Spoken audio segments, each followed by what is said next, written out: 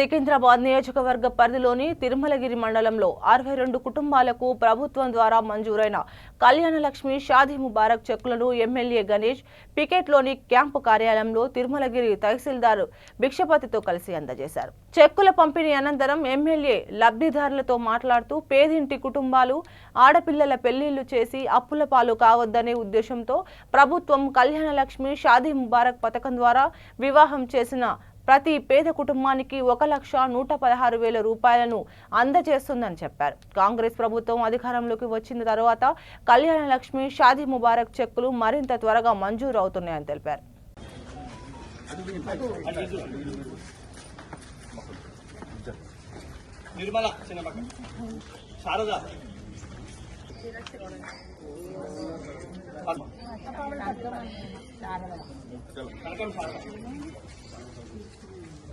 పొద్దుటూరి రాధిక ఎక్కడున్నారమ్మా? రాధిక గీత అలివేల్ మంగ అంద మహాలక్ష్మి విఎస్ సుష్మా